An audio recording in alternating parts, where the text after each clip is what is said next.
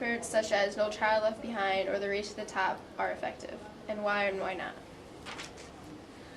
I think both have aspects of effectiveness and both have aspects that are not effective. I think obviously the funding can be effective.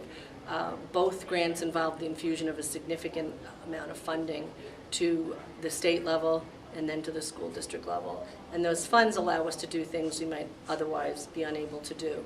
So I think that's a very positive thing. What I think is negative, I'll speak first to No Child Left Behind, is the significant focus on accountability and punishment with very little time to implement the changes you need to make, and a focus on what districts are doing wrong and not always moving in a positive direction in terms of support. For Race to the Top, there was a significant infusion of funds at the state level, but very little of that funding went to local school districts. Most of that money goes to the large city districts. So in order for the state to get the Race to the Top funding, they had to agree to many, many changes.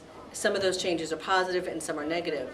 While I think some of those changes are very positive, for example, teacher and principal evaluation and accountability for student performance for both teachers and administrators, the timetable that was put in place to make the changes is unrealistic, and it's going to force districts to put things in place that might not work well, might create a lot of angst, and pull districts away from other things they should be doing.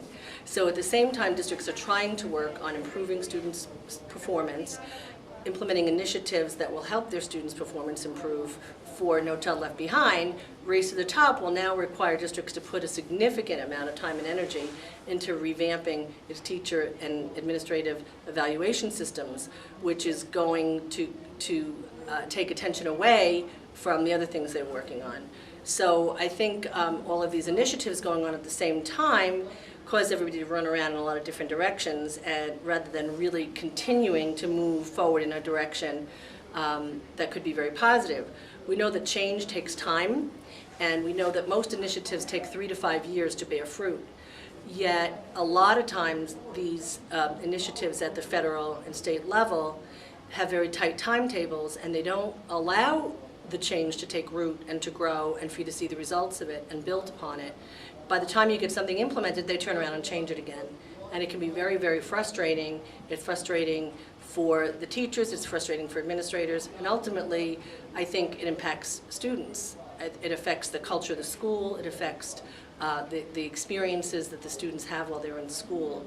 And I think the intent of Race to the Top and No Child Left Behind, I think the intents were very noble. However, the timetables, the lack of local control, and the accountability, I think, limit their ability to be effective and can negatively affect schools because of the heavy-handedness of both of them.